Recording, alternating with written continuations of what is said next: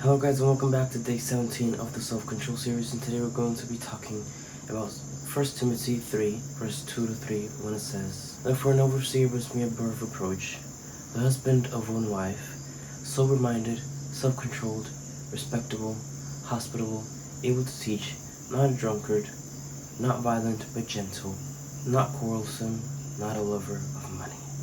Here Paul is teaching Timothy how an ideal Christian leader should be, but of course this applies to Christians as a whole. Now, what does it say about self-control? It says that self-control is something important, something vital to Christian leaders as Christians as a whole.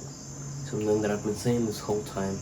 That's because it is a very serious topic. Now, I'm gonna do something very different for this video. If you realized, this verse is almost practically the same as the verse from day 15, I think it was. I want you all to join me, and that is, out of all the aspects mentioned here, of all the values mentioned here, I want you all to write down how you think self-control affects those values.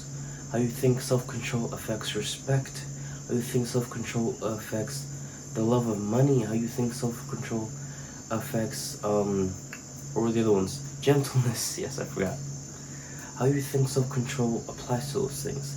Now I want you all to do it. I'm only going to share like 4 of what I wrote down in my own journal, but I want you all to do it so that you can all learn the importance of self-control and how it really is in every aspect of our life, whether we realize it or not.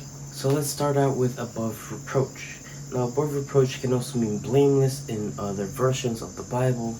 But technically it means shame, to not bring shame upon yourself, in other words.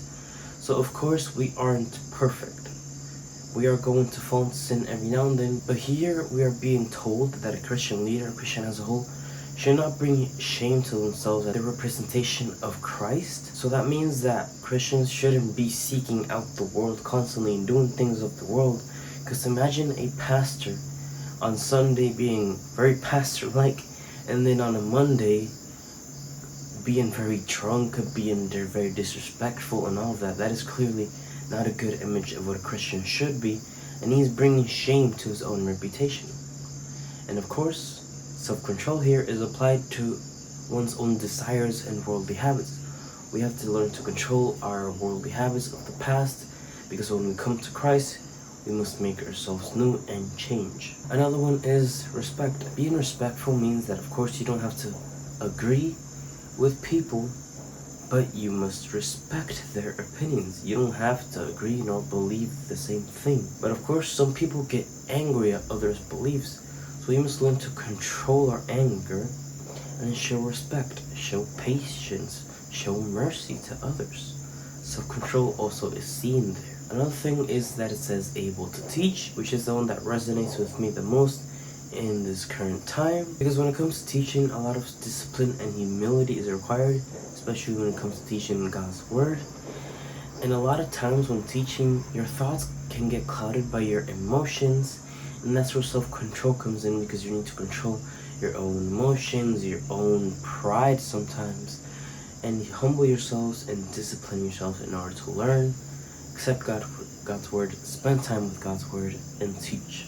And then the last one that I'm going to mention is being not a lover of money. Of course, money in and of itself is not bad. It is quite helpful in a world. Most people know that, but the problem comes when you literally love money and become obsessed with it. When money becomes an idol and you become so selfish that you don't want to help others in need with the money that you have, that's when money becomes dangerous. Money cannot become an idol. And of course, self-control comes here in the sense of controlling your own greediness, of controlling your own emotions, of humbling yourself too. Because sometimes our own pride and greediness gets in the way and we don't want to help others, despite the fact that we can help them. So we need to practice self-control and humility and kindness and mercy.